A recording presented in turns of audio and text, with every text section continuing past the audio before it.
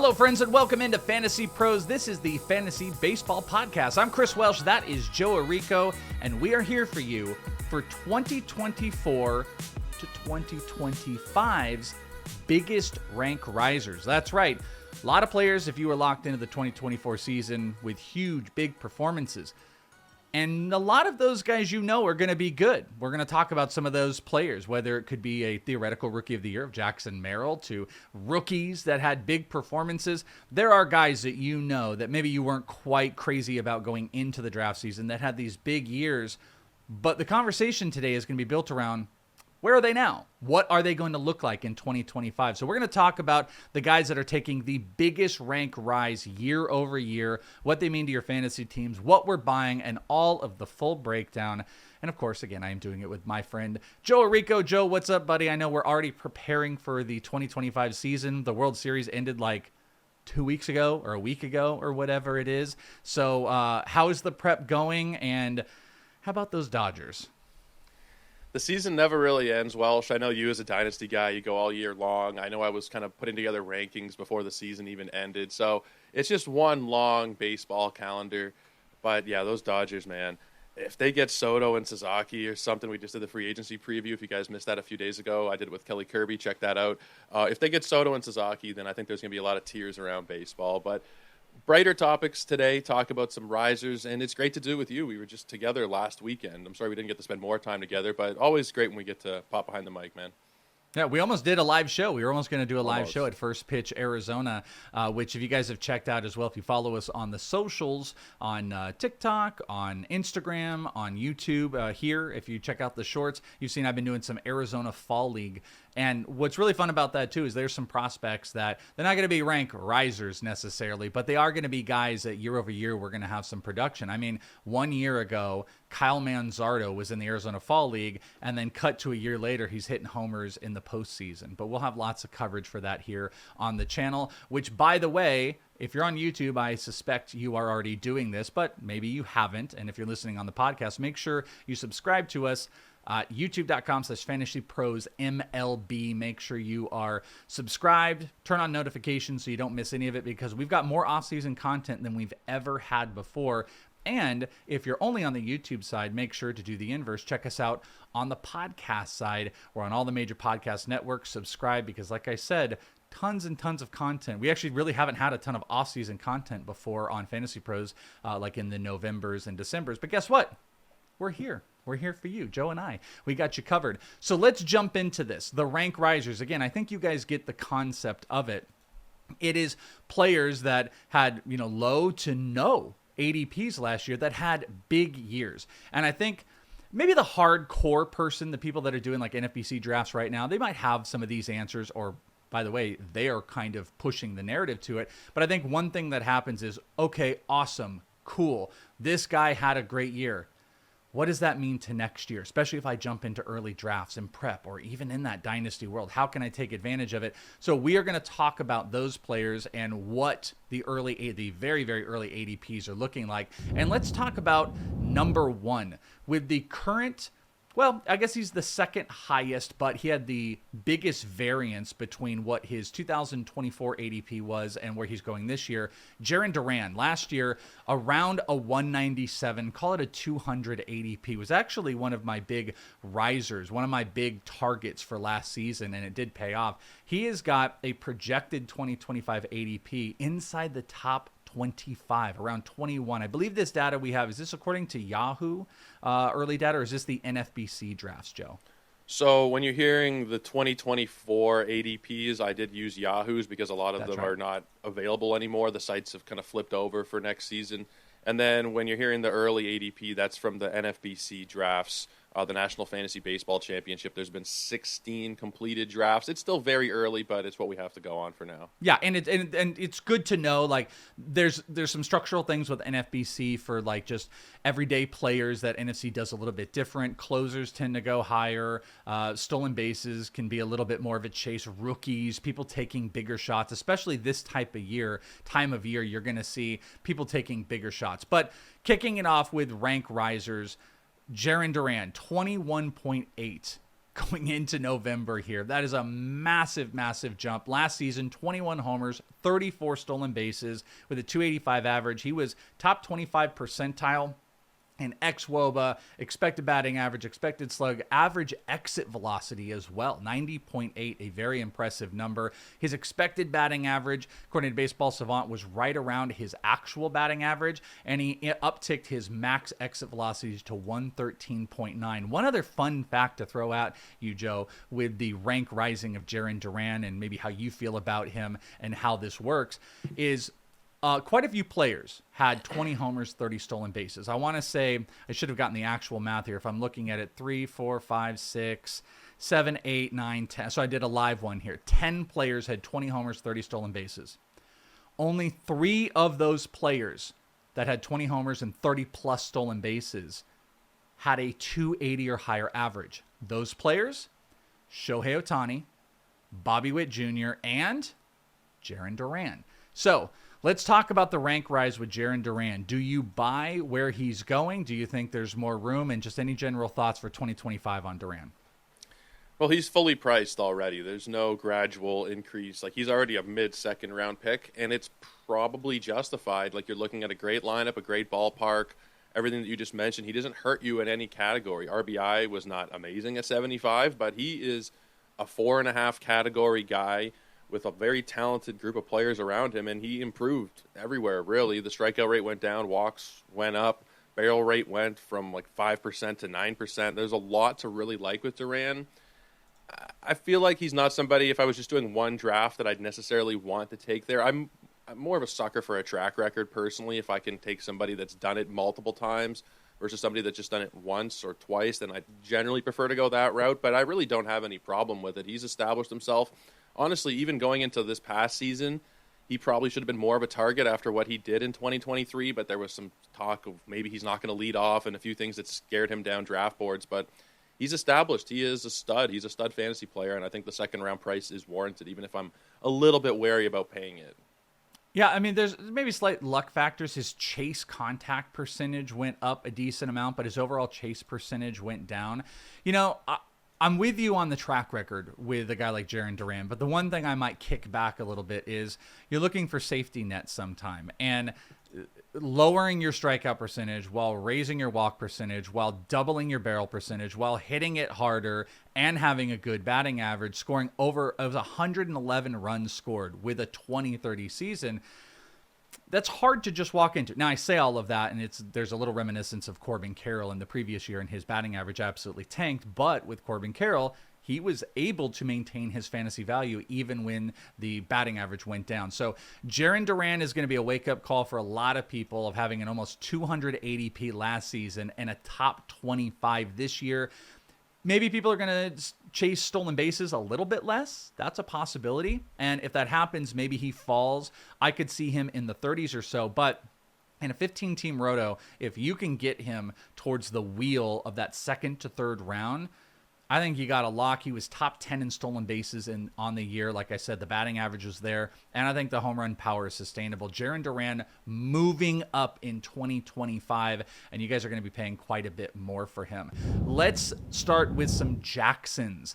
Let's start with, actually, I'm going to move this. The highest of the ADP players we're going to talk about today, this player has the number one ADP at 20.75, just beating Jarren Duran. He had a higher ADP last season, according to Yahoo, at 142. In one of our two Jacksons, it is Jackson Chourio. So you are going to have to pay mid-second round price for Jackson Chourio if you want to get in on the massively talented rookie, who, by the way, of Jarren and Jackson Merrill, didn't quite have the biggest statistical season if you're adding up those two guys. Jackson Chourio, though, 21 homers, 22 stolen bases, hit 275 in his rookie year, an expected batting average that supports it. A 278 expected batting average. He had a 21% K rate, which you like to see. Good max EV numbers, barreling a little bit to go with him. But Jackson Chourio, sky's the limit type of player. You put up a 2020 season in your rookie year, I think people end up looking at that and say, where can we go from here? So let's talk about it. Top 20, you have to take Jackson Chourio before you take Jarren Duran. Is that the right play in 2025, though? For me personally, I'm a volume player. I'll probably do 10 or 15 leagues. I'll probably do it once or twice. Just that fear of missing out on Chourio over Duran or taking him in general? Taking him in general. In terms of over Duran, I think it's essentially a coin toss where if I was doing 10 drafts, I would probably do 5 and 5. If I had to slightly lean, it might be Duran. He's had an extra year or two under his belt, better ballpark, probably a better lineup. But Chourio, at 20 years old, to do what he did is ridiculous. Like, there's probably, and you're the dynasty guy, Welsh, but I think there's probably a time in the next 5 years where he'll be the number 1 overall dynasty player. He'll probably be a top 5 draft pick and redraft at some point over the next 5 years as well. Like, if you just look at the second half, because he did struggle a little bit in the first half, a little bit up and down, but in 63 second half games, he hit 310 with 12 homers and 12 homers and 12 stolen bases. 39 runs, 44 RBI in just 63 games. At his age, you're projecting growth. You're going to say, okay, I mean, look at just the Steamer projections are out now. He's projected for 27 homers, 26 steals, and a 270 batting average with good counting stats. It's probably a second-round pick, and Steamer, generally speaking, is a little bit more conservative. All projection systems are. If Chourio went 35 and 35 and hit 300, I wouldn't at all be surprised. So I do think that he does warrant that pick, but another guy fully priced at the beginning of draft season. There's not really much room to go up. Yeah, well, I didn't even realize Steamer projections were out. That's a fun play there. I think the thing that maybe takes Chourio out of being like the number 1 overall is if you don't believe he is going to be at the tippy top of like elite stolen bases. Though here's something I would throw at you. 97th percentile, so top 3% of the league in sprint speed, 29.7, one of the fastest young players. And you can see Steamer already building in just a pretty massive increase as far as the power goes. I mean, Max EV went in favor of Jarren Duran, but Jackson Chourio is up there, probably going to continue barreling the ball even more as he goes on. And, it's growth to age. One of the things I would point out that is so massively impressive about his hitting skills, batting average against fastballs, 282 this past year, breaking pitches, 274, and 241 against off-speed.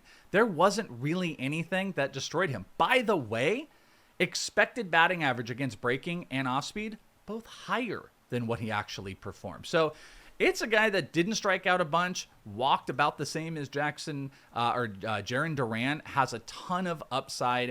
And I think the offensive profile, maybe it starts to feel more like a Fernando Tatis Jr. type of thing where, like Ronald Acuna has that number 1 overall type of player of like he's hitting 30 homers and stealing 50 to 60 stolen bases. Like that's the thing that gets that number 1 spot. But if Chourio became a Juan Soto in the future or a Fernando Tatis, I think that's where the profile goes. It's just, do you want to pay for it in the second year?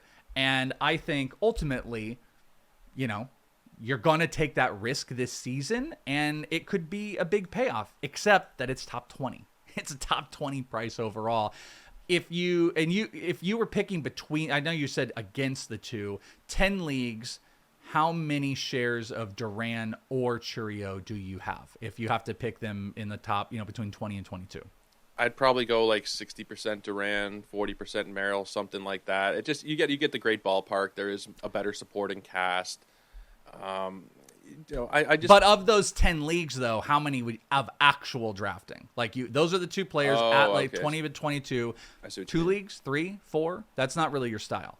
I've only done one league so far, and I didn't land on either of them through the first 5 rounds.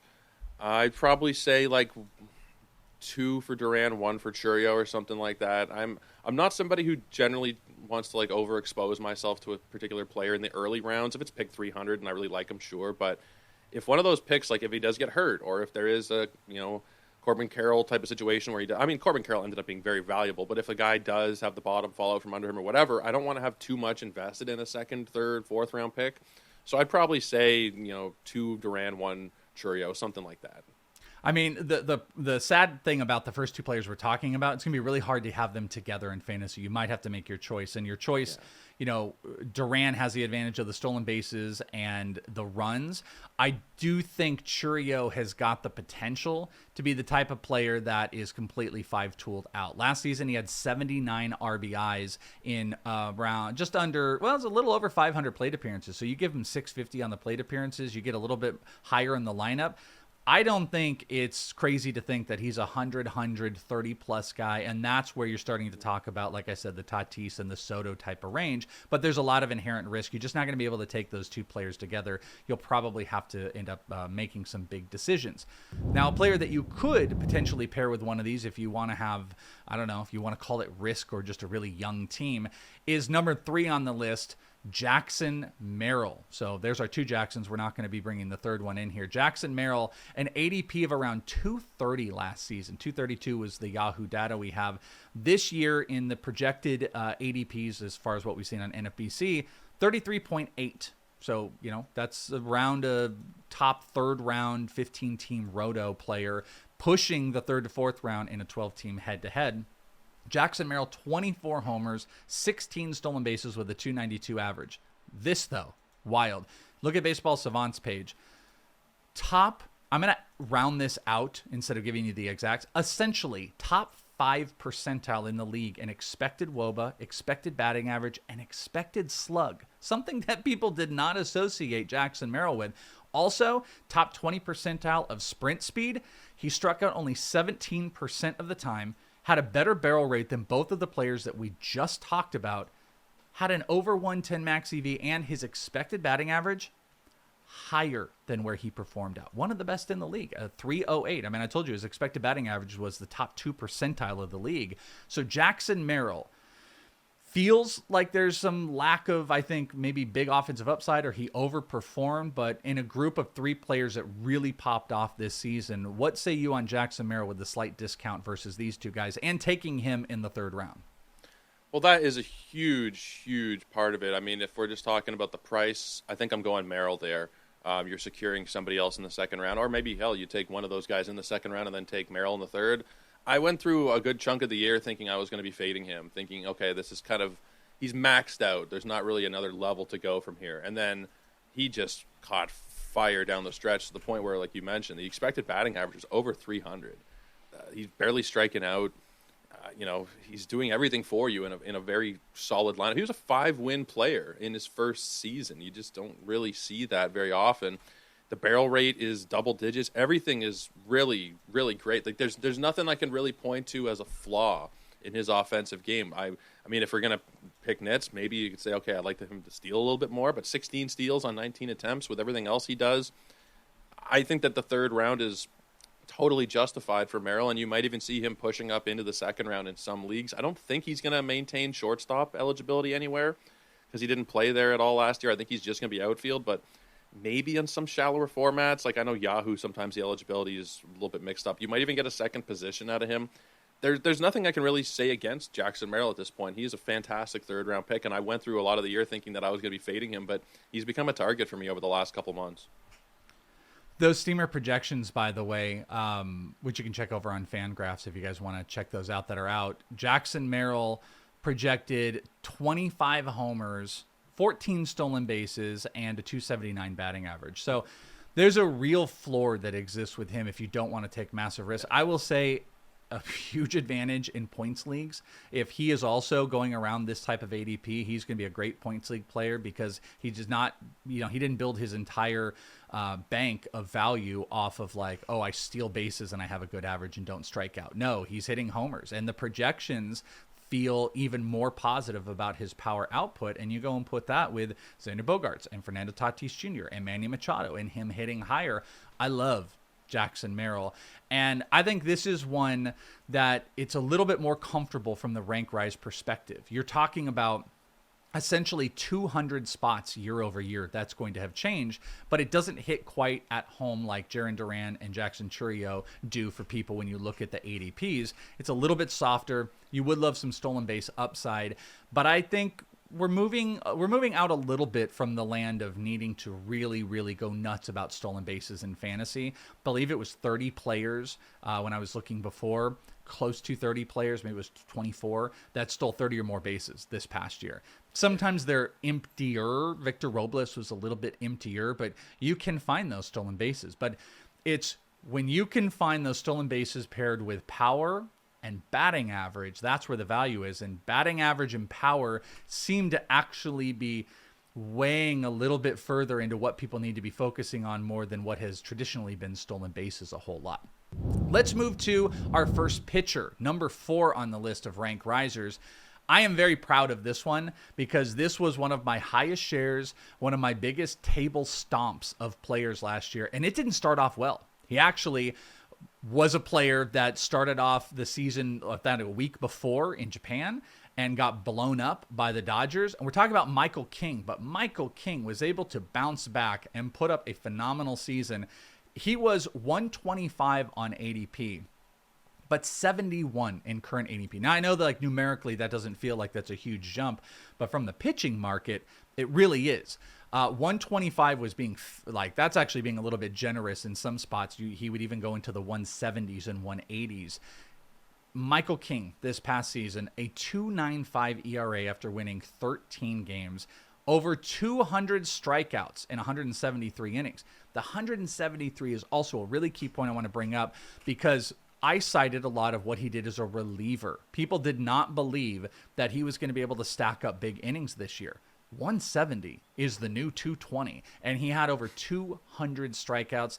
Hard hit wasn't happening. He gave up some of the weakest contact in baseball, had a 27% K percentage, which you absolutely love to see.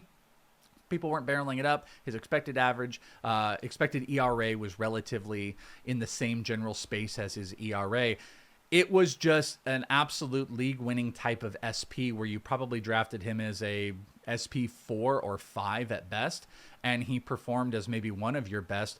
70 still isn't crazy. Sometimes we have to pay some wild prices for this.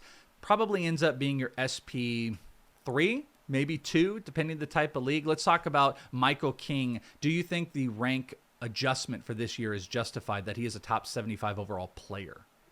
I think he probably is. My early starting pitcher rankings, I have him at number 19, and we were just in Arizona, and I think Nick Pollock had him at inside his top 10. Like, people are going to be really, really hyped up on him if you look at where he's going in terms of in relation to other pitchers, right in the same range as Luis Castillo, Framber Valdez, ahead of Imanaga, ahead of Aaron Nola, Freddie Peralta. He is expensive, and he probably should be. I was a fade on him last year. You talked about the innings concerns. I was worried about how his command would look because he's always been kind of pushing the double-digit walk rate, 7, 8, 9%. And he still was in the 8.7% range, but the strikeouts really offset that. Everything was really great. The whip was maybe a touch higher than you would have loved it to be at 1.19, but it's not a huge concern. He's pitching for a really good team. The strikeout upside is there. The estimators, not just the xERA, but everything was in like the 3.3 to 3.5 range, so he didn't really overperform. The luck numbers were pretty good, 10% homer to fly ball, 290 BABIP, 75% left on base rate. Like, it wasn't one of those seasons where you look at it and be like, oh, okay, like there was an obvious regression incoming. This looks like it can be the baseline for Michael King, and now that he has set that innings plateau, if he hit 200 next year, I don't think it would really be that surprising to us.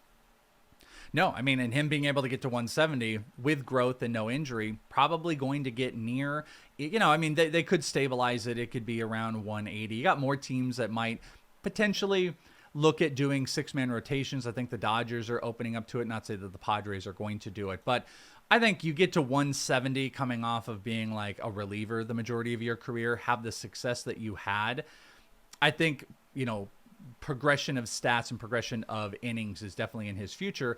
And I think the thing to feel positive about that it's not necessarily a big 1-year wonder is what you mentioned. The estimators are still relatively close. Like, he could have some regression off of a sub-3 ERA. If he's a 3.3 guy and he's still striking out almost 30% of the guys and has 225 strikeouts, the value is still there with maybe more potential wins if this team is, you got Jackson Merrill into the second year. You've got Fernando Tatis for more majority of the year. If they can stay healthy, it could be even more of a win boon for Michael King. So he is one of the biggest SP rank risers year over year that people, I think it's going to shock people, especially if they dipped out a little bit early.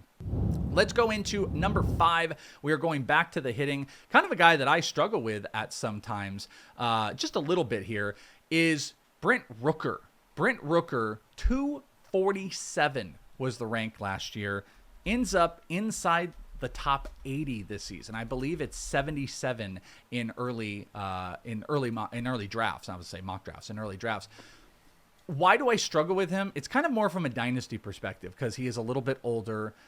how do you project out that value? And he had a career year, but he is coming off of 2 straight 30 home run seasons. He had 39 homers this past year with an almost 50-point gain in his batting average. If you like to look at Baseball Savant and you like to see red across the board, go and look at Brent Rooker. It is top 4 percentile in expected WOBA, top 3 percentile in expected slug, one of the best barrel baseball players out this last season, 16.6%, top 10 percentile of hard hit. I'm telling you all these things. This is a really, really solid hitter who cut down his strikeout percentage a decent amount, absolutely barrels and hits everything hard. Even with the A's, he was able to put up some big counting stats in those 39 homers and get to over 100 RBI, 112. Brent Rooker, an almost 200 spot boost. He's a top 100 player because of that big power. What say you, Mr. Joe Orrico? It's justified.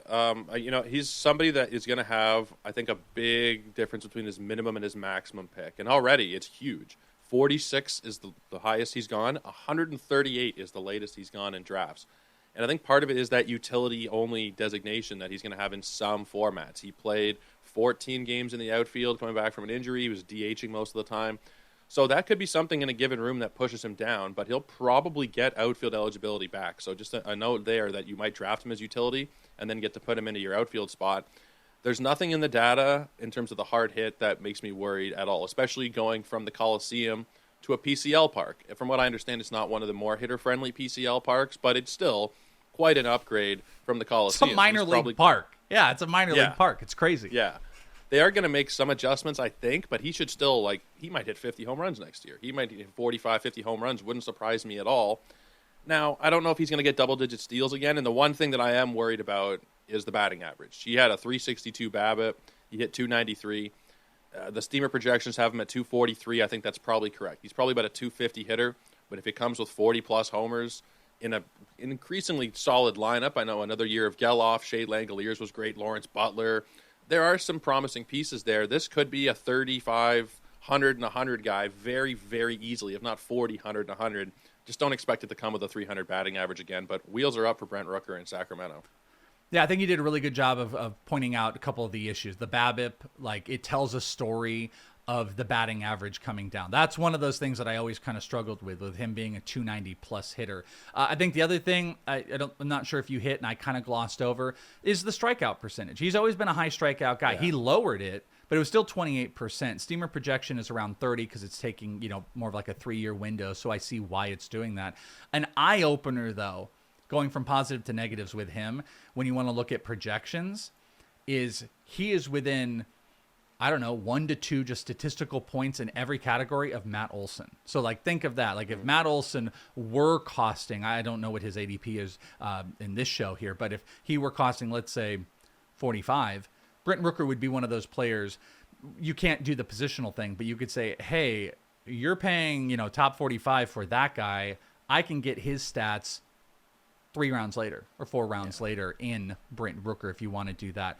I think the ballpark factor gives me a little bit more optimism for some of the negatives that are out there, but projections are still pretty friendly for him, around 90, 34 homers.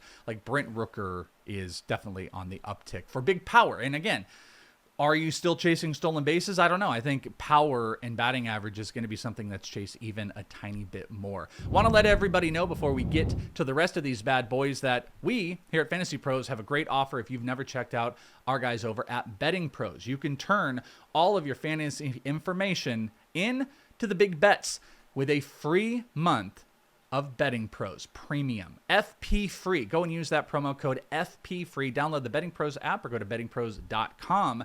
When you do so, you will unlock projections, analyzers, data across the board, and awesome feeds. You can get set up with some of your favorite Betting Pros personalities. I'm on there. Joe's on there. Joe Pizzapia. Everybody else under the sun and Betting Pros is on there. You can follow our bets, and you can start doing your work for the in-season baseball stuff. Get in on some early awards and everything else. Get a month free, FP free. Use that promo code FP free. Betting Pros Premium. It's on us. All right, let's talk about number 6 on the list here. We are going down. This was a fun one. I had him in a lot of dynasty spots, and people were trying to get him from me at the end of the season, because I don't know if everybody was in on what a good season Zach Neto was really having. Zach Neto last year, kind of an end of the draft guy, 254 was around that Yahoo ADP, definitely even outside of the 300 in some certain spots.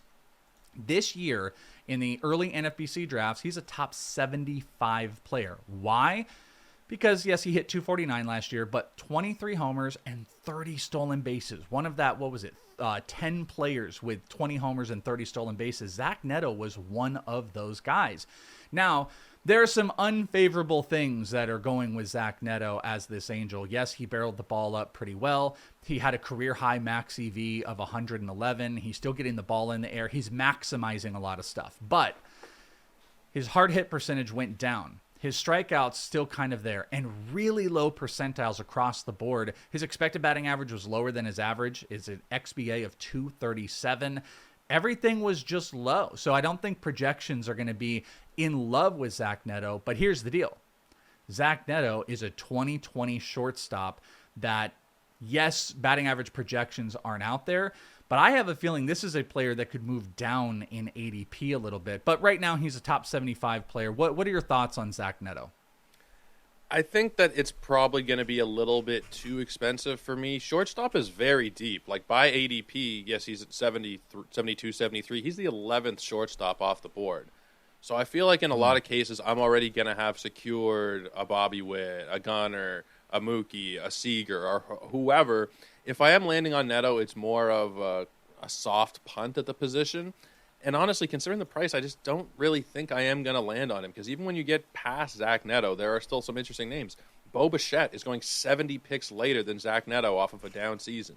Xander Bogaerts is going almost 100 picks later. Ceddanne Rafaela, who I know the real-life metrics weren't amazing, but from a fantasy point of view was fantastic. So shortstop is just so deep.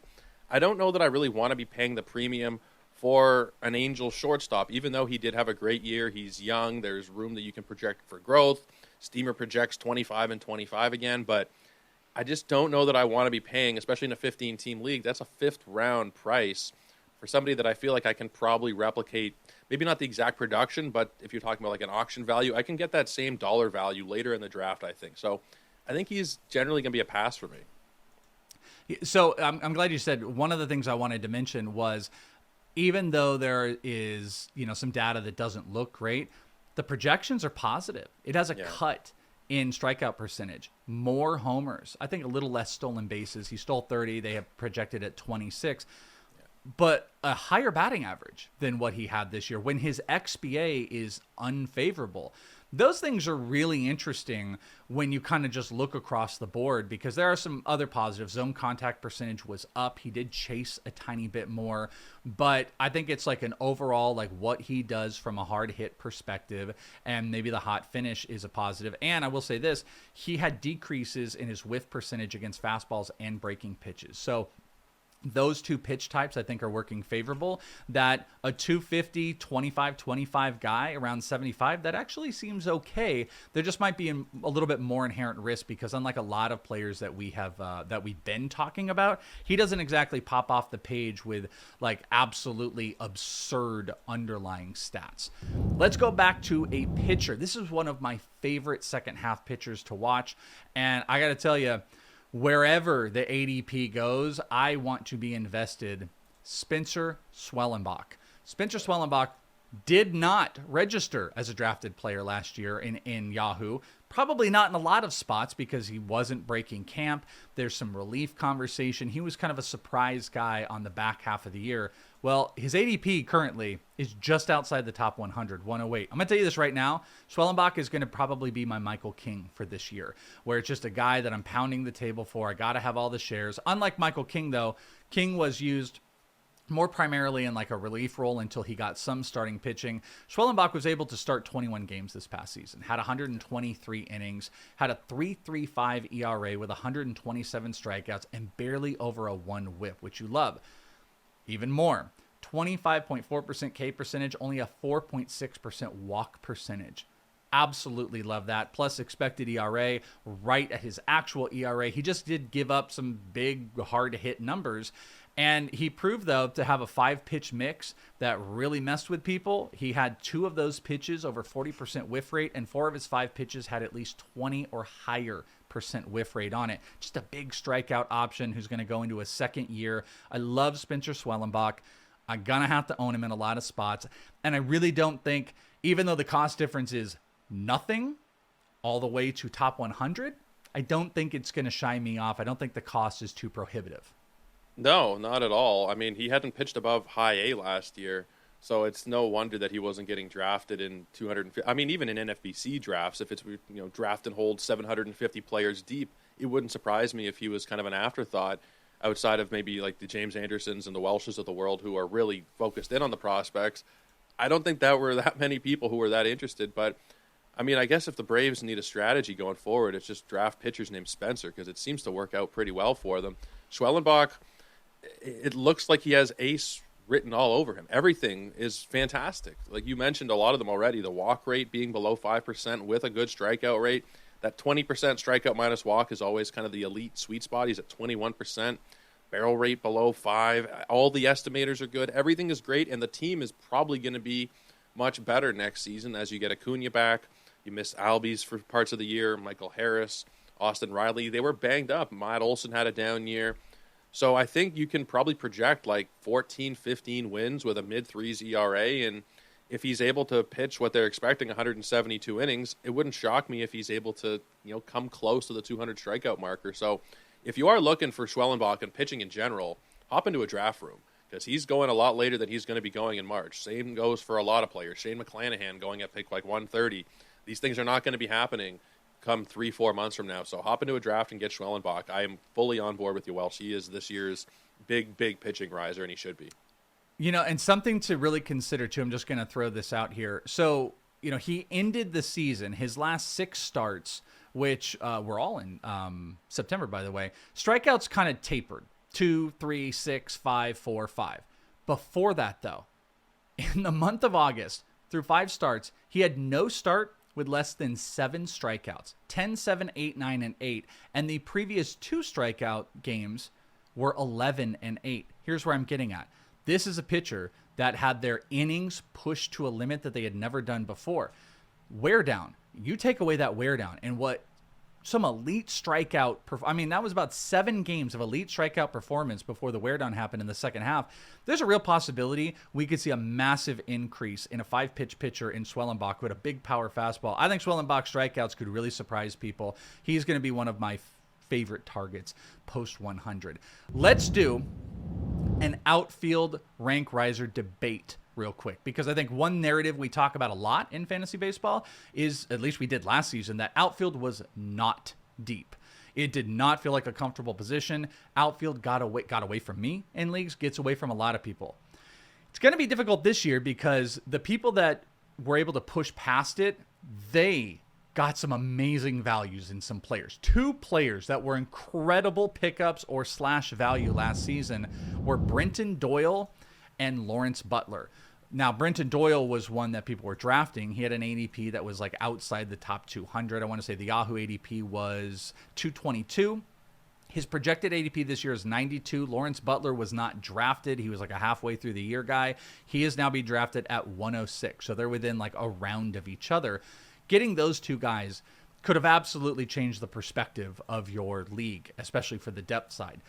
But they are going to cost you a lot. So that's where I'm getting at. Like all those awesome outfielders you got last year, these guys that really pop, they are going to cost a heavier price this season. So I'm curious at what side of the rank rising you buy. Brenton Doyle, 23 homers, 30 stolen bases, 260 batting average, top 6 percentile in sprint speed in the league, and some relatively good supportive numbers as far as like expected batting average and how he barreled. Lawrence Butler, in a smaller sample size, around 400 at-bats, 22 homers, 18 stolen bases, much bigger eye-popping hitting data, top 12% expected slug. Expected batting average was actually right around his batting average. That's better than Brenton Doyle. And he lowered his strikeout rate where Brenton Doyle had a little bit higher. So what I'm getting at here is Doyle had a little bit more of a runway and the high stolen base total and he is going higher than Lawrence Butler. Lawrence Butler is more of a pop-up player that had a crazy good barreling year that we saw from a lot of A's players. Projections, I mean, the projected numbers, especially if you span it out for Butler, might look a lot bigger. What side do you want? Do you want a round of value on Lawrence Butler, or do you want Brenton Doyle? Which of these rank rising do you buy? I think I might take Butler straight up, even regardless of the price. But if you're also throwing in a round of value, I'll take that. If you project out what he did over a full season, because it was only 3/4 of a season, 125 games, you are looking at a better year than Brenton Doyle. If you're looking at some of those all-encompassing offensive metrics, WRC plus, Brenton Doyle was 97, Lawrence Butler was 130, the lower strikeout rate. There will be people initially in their head that say, Coors, I'm taking the better ballpark environment, but we might have maybe it won't be better than Coors, but it might be. I really don't know what the park factors are in Sacramento, so you're getting a great park. I think that the team around Butler is a lot better. We mentioned Rooker before and a couple of others. I think it is Butler, especially when I'm getting him another round beyond Brenton Doyle. Doyle, the previous year, hit 200, and that's still within the range of outcomes, where with Butler, I still think that the floor is a little bit higher. So I think all around, I am more on the Butler side here. Yeah, Butler had a little swing, though. There was a period of time in the season he was getting dropped in a lot of places. Then he bounced a lot back. But a really good factor, I did not bring up Colorado, but you have the same thing. You've got the Sacramento factor for it. I think I like the round of value. I really love the barreling ability of Lawrence Butler. And I think I buy like outside the top 100 than more than paying for Brenton Doyle inside. But I will say this, Brenton Doyle, Gold Glove outfielder defensively, he's never coming off the field. So that is a positive. Yeah. Two more. Second base, you stated, Mr. Joe Orrico, does not feel good this season. It's not a great position, but there is some value. A not drafted player last year, Luis Garcia Jr. with Washington Nationals, not even drafted whatsoever. ADP, though, this year, 138. Why? Because he hit 18 homers, 22 stolen bases with a 282 batting average. If you were not checked in, that's one of the quietest almost 2020 seasons of 2024. If you checked out on the fantasy baseball season, Luis Garcia is going to surprise you. Makes really good contact. He was top 11 percentile in expected batting average. Kind of there was a point where maybe he was going to become Luis Ariz. Well, the batting average didn't quite go there, but he's adding counting stats. Low strikeout, 16%. Doesn't walk a bunch, but stole a bunch of bases, hit for some power. Do you buy Luis Garcia in a position that you think is pretty weak this year? I buy him to some extent. Now, I think with second base, I still want to get one of the elite names before you get to this point.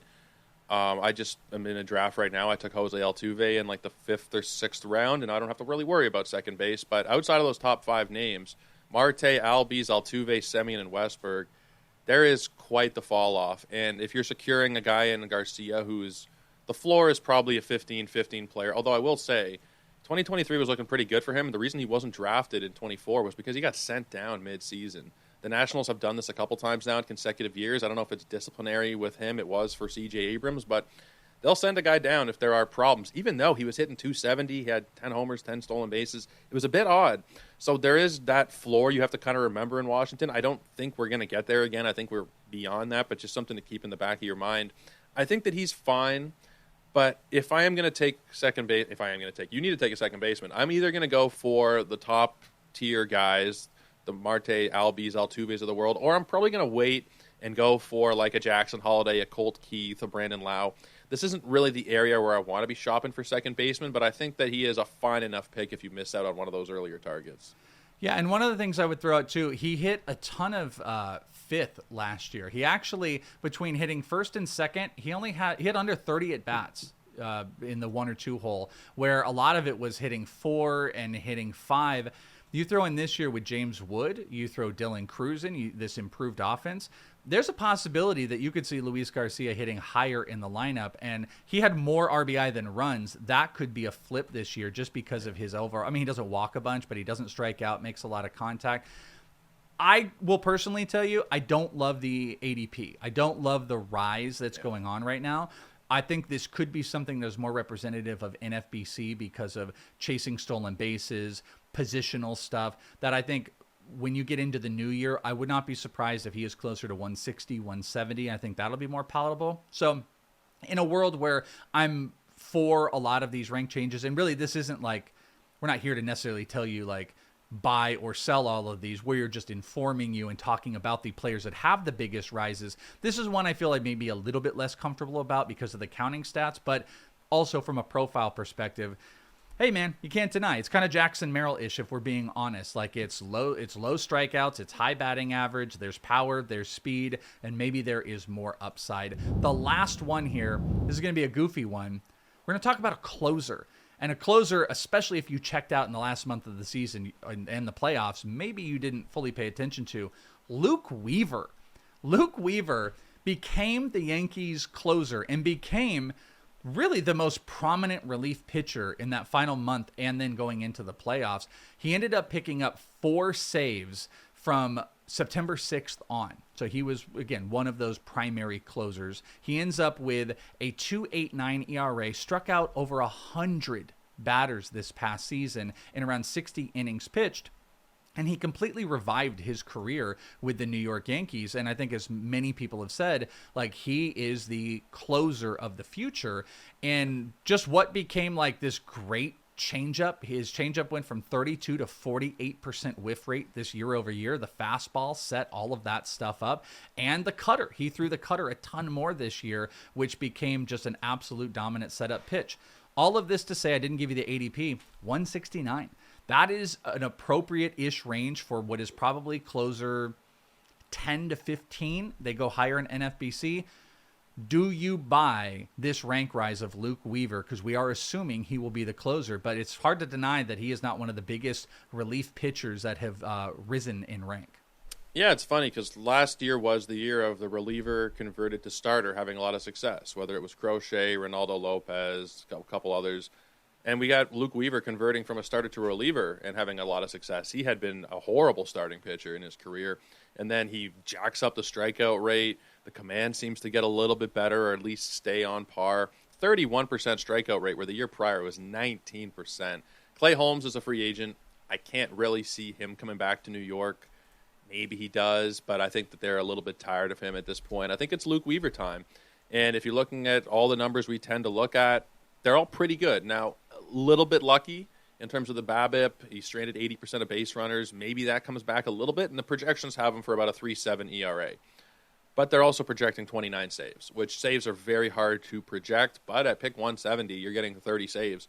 You know, one of the things we did in Arizona was a panel where I was talking, not the two of us, but I was on a panel where we were talking about saves year in and year out. The 30 save guys are going the way of the dodo bird, but the guys in the 20s are generally still, you know, you're still seeing 10 or 15 of them every year. And Luke Weaver will be one of those guys. He won't be a top tier, top 3 or 4 closer, but somewhere in that 10 to 15 range, like you said, you're going to replicate that value of a lot of those guys you're paying 3rd or 4th round picks for. So I really like waiting on Luke Weaver if you can get him. Maybe don't wait all the way till ADP. Maybe jump him a few picks if you can, just to make sure you secure him if you need saves. But I think that wheels are up and he is ready to go as the Yankees closer next season. Yeah, even though it's like around 160 on the ADP rise, it's going to be a reliever that is going to just, you know, jump out at a lot of people of, oh, this is a closer that I can get. I think he's going to be a massive target for a lot of people with big strikeout upside. Rank risers for 24 into 2025, Jarren Duran, Jackson Chourio, Jackson Merrill, Michael King, Brent Rooker, Zach Neto, Spencer Schwellenbach, Brenton Doyle or Lawrence Butler, Luis Garcia, and Luke Weaver. Those are the players that we identified that have massive jumps year over year. And whether you tuned out or you were locked in all season, the question really is, what price am I going to be paying for some of my favorite big 2024 performers? I think we gave you guys some insight in those. Thank you guys so much for hanging out with us, and hopefully you guys enjoyed that conversation. We got a lot more here on the channel, so make sure you are subscribed to the YouTube, youtube.com/FantasyPros MLB. So if you're listening on the podcast, you know what to go do. If you're on the YouTube, go and check out the podcast as well. Our buddy Joe Orrico has a lot of the editing there. So you're like literally supporting Joe Orrico when you're checking out the podcast as well. So make sure you're doing that. You can follow me on Twitter at IsItTheWelsh. Joe Orrico 99? You got it, my friend. It's on the screen. I just couldn't remember it audibly in my head there. But make sure you guys are locked in. We got a bunch more coming for you. For Joe Orrico, I'm Chris Welsh. We'll talk to you next time right here on Fantasy Pros MLB.